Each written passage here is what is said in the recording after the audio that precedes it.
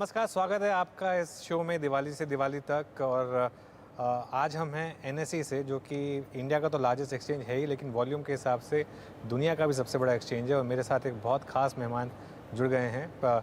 S Naren, CIO हैं वो, ICICI prudential AMC.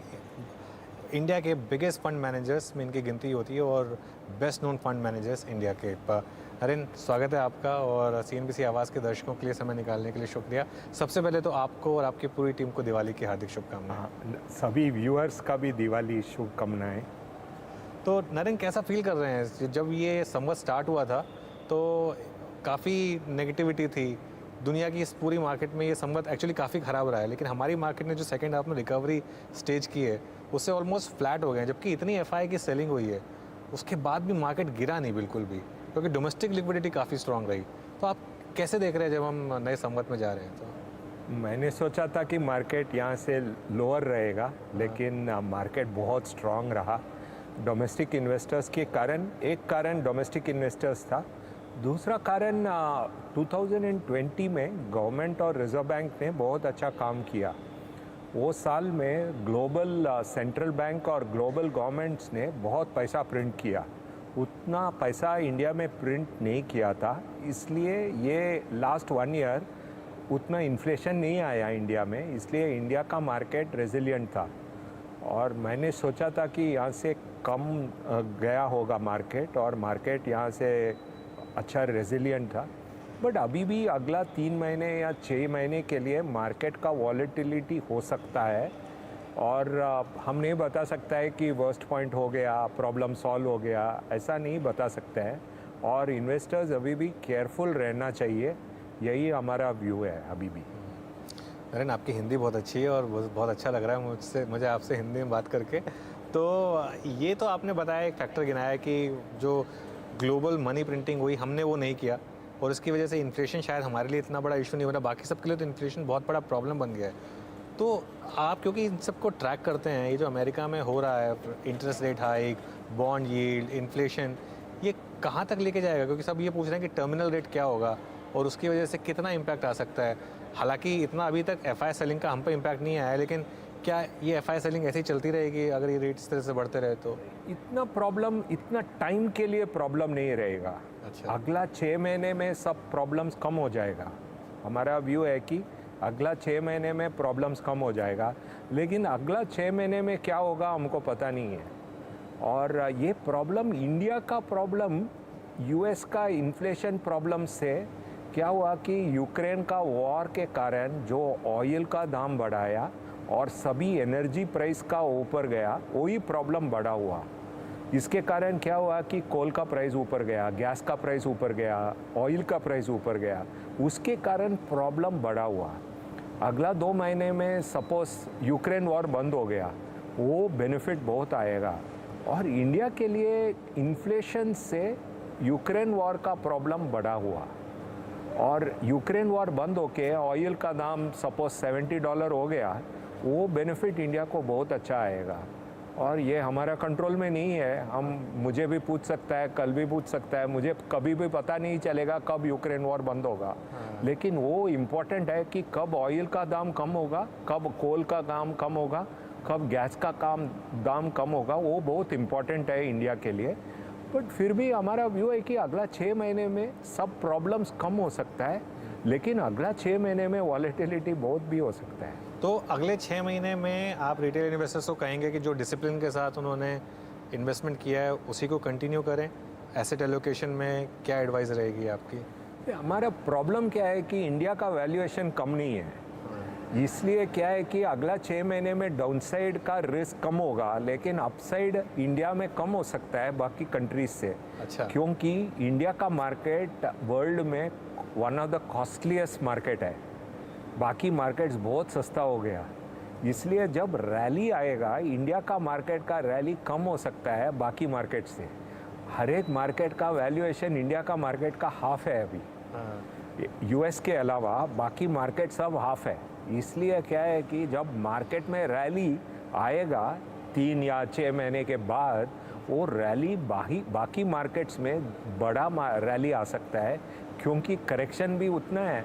आप देखें तो हर एक मार्केट 30% गिरा है, इंडिया का मार्केट 0 गिरा है, इसलिए वहाँ का रैली इंडिया से ज़्यादा आ सकता है, यही हमारा व्यू है। लेकिन वर्स्ट अगला 6 मंथ्स में ख़त्म हो जाएगा, और इसलिए हम क्या बोल रहे हैं कि सभी इन्वेस्टर को डेट में भी इन्वेस्ट करने के लिए बोल रहे हैं, क्योंकि 1 साल या 2 साल पहले डेट में रिटर्न बहुत कम था। अभी और एक इंटरेस्ट रेट हाइक आएगा, उसके बाद तो डेट में भी रिटर्न अच्छा मिलेगा, डेट म्यूचुअल फंड में भी रिटर्न अच्छा मिलने का स्कोप है। ठीक है, तो डेट म्यूचुअल फंड में भी पैसा लगाएं, सिर्फ इक्विटी में ना लगाएं पैसा। और अगले 6 महीने थोड़ी वॉलेटिलिटी रहेगी, उसके लिए तैयार रहिए, लेकिन डिसिप्लिन तो इन्वेस्टर्स ने रखा ही है। जो चीज़ क्लियरली स्टैंड आउट हुई है पिछले 6 महीने में कि जितने भी डोमेस्टिक इकॉनमी वाले स्टॉक्स हैं नरेन, उन्होंने बहुत अच्छा किया है, चाहे वो ऑटोज़ हों, चाहे बैंकिंग हो, चाहे सीमेंट हो, और जितने भी एक्सपोर्ट ओरिएंटेड सेक्टर्स हैं जैसे आईटी है, वहाँ थोड़ी प्रॉब्लम रही है।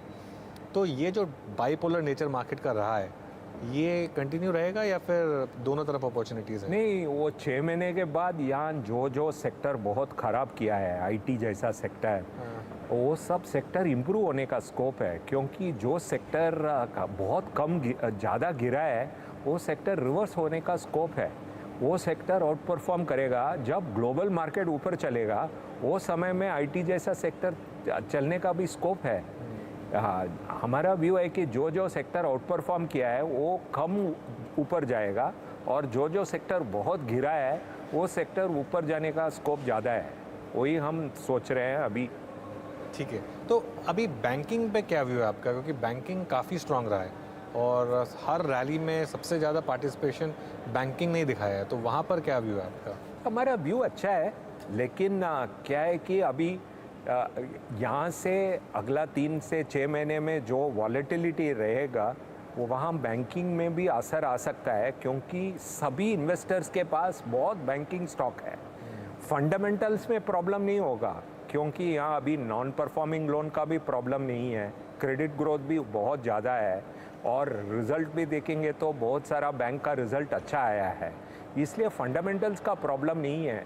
लेकिन सभी फंड में देखेंगे तो 100 रुपीज़ में 30 रुपया बैंकिंग स्टॉक्स में है, इसलिए कोई रिडेम्पशन आता है तो बैंकिंग स्टॉक्स बेचना पड़ता है, इसके कारण ही बैंकिंग स्टॉक्स गिरा था पहले। इसलिए हमारा व्यू है कि बैंकिंग का फंडामेंटल्स अच्छा है, बट सेक्टर वॉलेटाइल रहने का स्कोप है। सेक्टर वॉलेटाइल रहने का स्कोप है। नरेन, इस साल चैलेंजेस क्या क्या होंगे मार्केट्स के लिए? जैसा आपने कहा कि अगले 6 महीने शायद थोड़े वॉलेटाइल और टफ भी रह सकते हैं, तो क्या क्या मेन चैलेंजेस होंगे? चैलेंजेस क्या हो गया कि इंडिया का वैल्यूएशन अभी चाइना का वैल्यूएशन से देखेगा तो डबल है, कोरिया ताइवान का वैल्यूएशन से देखेगा तो बहुत डबल है। जब यूक्रेन वॉर सेटल होता है, यूरोप का वैल्यूएशन बहुत कम हो गया, जापान का वैल्यूएशन बहुत सस्ता है। अभी चैलेंज क्या है कि इंडियन वैल्यूएशन इक्विटी में बहुत ज़्यादा है बाकी कंट्रीज़ देखेंगे तो, क्योंकि हर एक मार्केट 20 से 30% गिरा है, इंडियन मार्केट गिरा नहीं है, इसलिए वैल्यूएशन डिफरेंशियल के कारण इंडियन मार्केट सस्ता नहीं है, वही एक चैलेंज है। आउटलुक 5 साल देखेंगे तो अच्छा है, लेकिन नियर टर्म में वैल्यूएशन भी देखना पड़ता है, और उसमें इंडिया सस्ता नहीं है, वही एक प्रॉब्लम है। लेकिन इंडियन कंपनीज अच्छा है, और इंडियन इकोनॉमी भी अच्छा है, और इंडियन आउटलुक भी डिसेंट है। बाकी कंट्रीज़ में आउटलुक में रिस्क है, वही उसके कारण ही इंडियन मार्केट और इंडियन इकोनॉमी अच्छा गया है। ठीक है, तो इंडियन वैल्यूएशन का थोड़ा सा एक रिस्क है नियर टर्म में, और थोड़ा सा इंडियन मार्केट इस समय महंगा लग रहा है, लेकिन अगर आपका 5 साल का नज़रिया है तो शायद इतना एक्सपेंसिव ना लगे। तो नरेन, ये जो इनफ्लोज़ हैं, आपको लग रहा है कि ये अभी भी पीक नहीं हुए हैं? जो मैं डोमेस्टिक इनफ्लोज़ की बात कर रहा हूँ, डोमेस्टिक इन्वेस्टर्स ने इतना पैसा इंडिया में डाला है, मेरे ख्याल डीमैट अकाउंट्स करीब 10 करोड़ के करीब हम पहुँच गए हैं। मैं एक बात कर रहा था कि शायद $5 बिलियन मंथली सिर्फ डोमेस्टिक हाउस होल्ड से मार्केट में आ सकता है आगे जाते हुए। आपको लग रहा है कि ऐसे नंबर्स आ सकते हैं, और अगर ऐसे नंबर्स आएंगे तो क्या ये मार्केट को और आगे काफ़ी ऊपर तक ले जा सकते हैं? हो सकता है, क्योंकि इंडिया इकोनॉमी बड़ा है और अभी भी रिडेम्पशन भी बहुत है। ग्रॉस इनफ्लो $5 बिलियन है, नेट इनफ्लो $5 बिलियन नहीं है।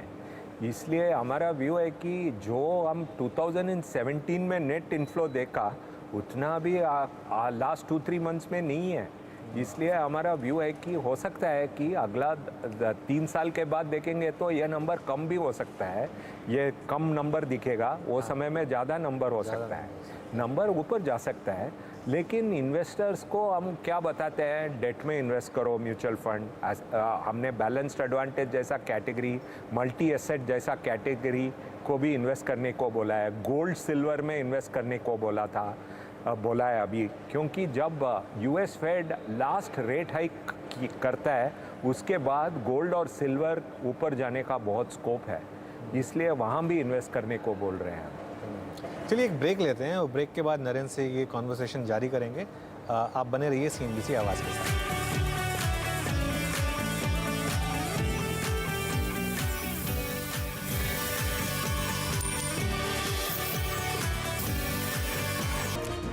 रिलायंस इंडस्ट्रीज की दूसरी तिमाही के नतीजे आपके सामने आ चुके हैं। कंसोलिडेट मुनाफा 13,656 करोड़ निकल के आया है और कंसोलिडेट आय यानी कुल आय जो सभी बिजनेसेस की मिला के है वो 2,19,000 करोड़ से बढ़कर 2,30,000 करोड़ आई है। तो ये दो नतीजे निकल के आ रहे हैं अब तक।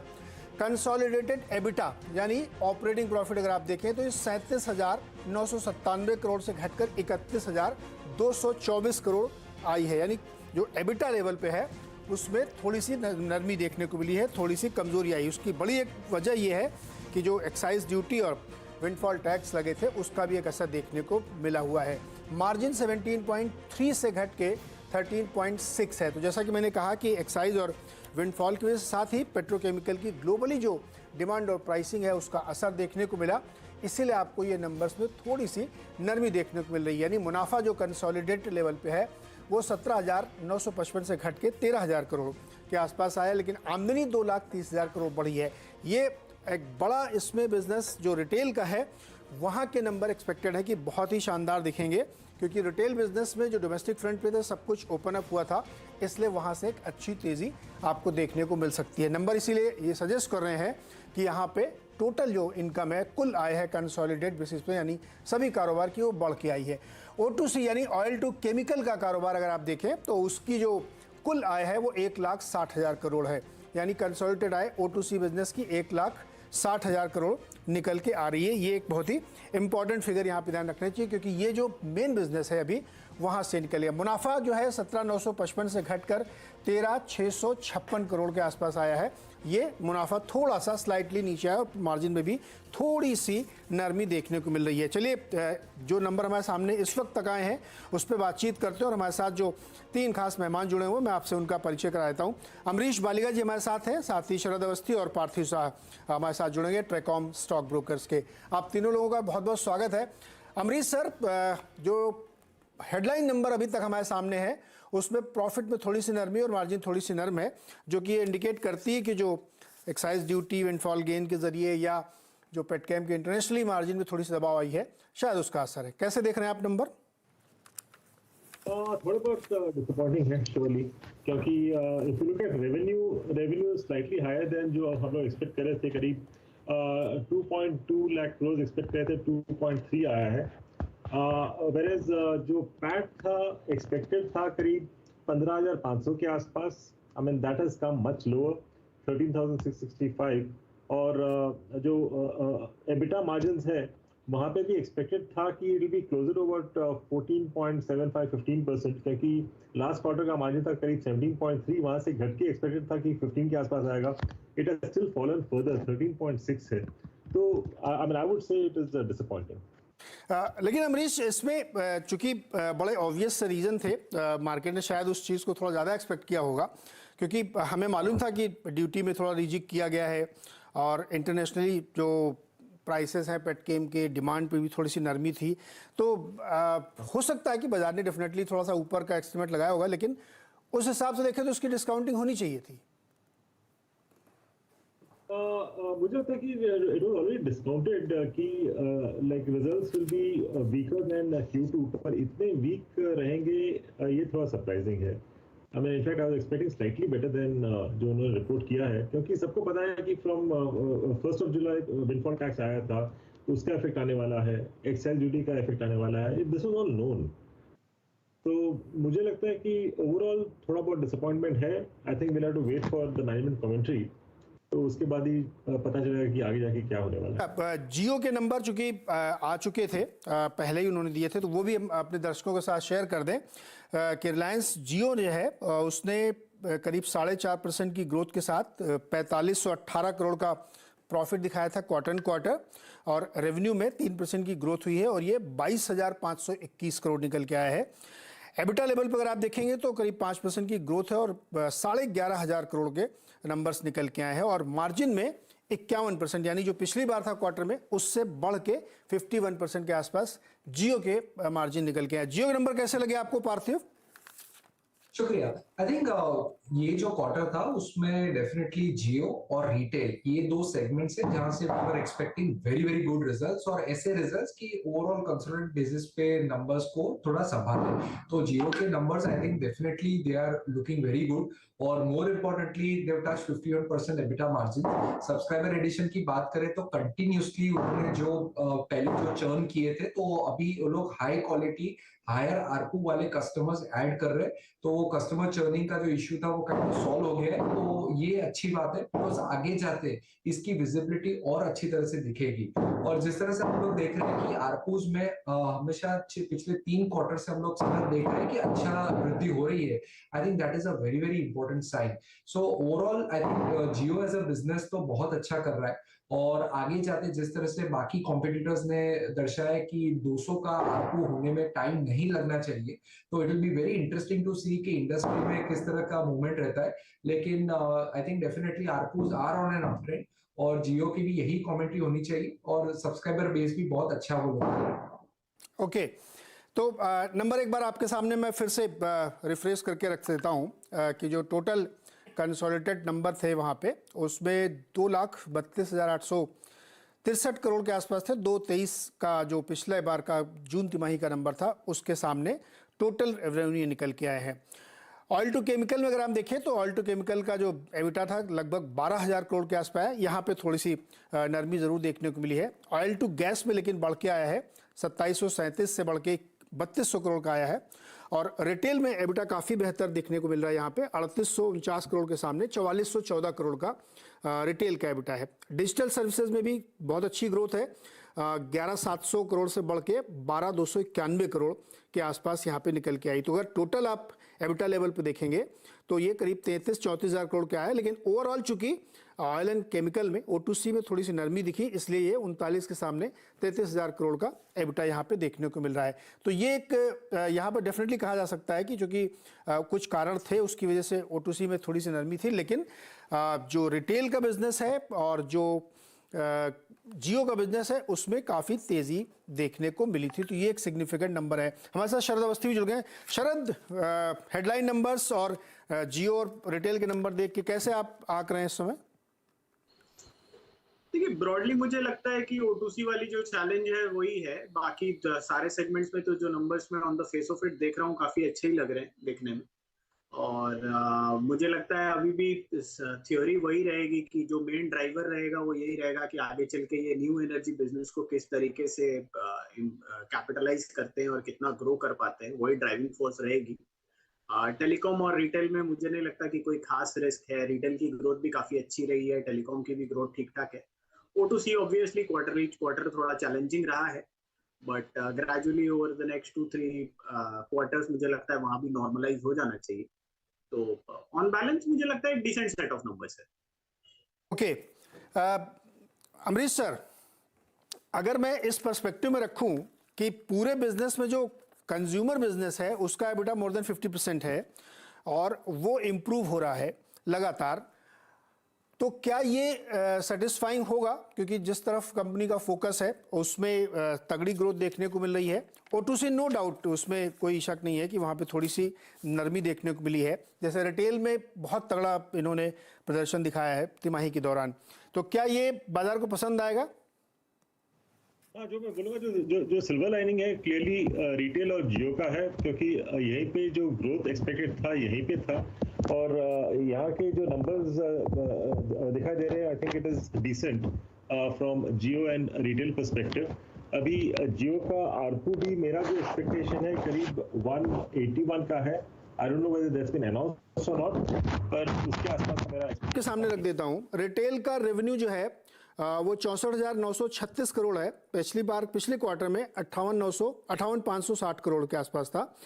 एबिटा आपने जैसा कि शुरू में चर्चा की थी 4400 करोड़ आया है, जो 3800 करोड़ से बढ़ के आया है, और मार्जिन 6.6 से 6.8% हो गई है क्वार्टर ऑन क्वार्टर। तो नंबर यहाँ पे भी बेटर देखने को मिले हैं। ऑयल एंड गैस बिजनेस, उस O2C में, पेट्रोकेमिकल में थोड़ा प्रेशर है, लेकिन ऑयल एंड गैस का स्पेसिफिक अगर अलग करके देखें तो तिमाही दर तिमाही उसके मार्जिन में करीब 7% की ग्रोथ हुई है और वो 65% के आसपास यहाँ पे पहुंच गया है। जी अमरीश सर।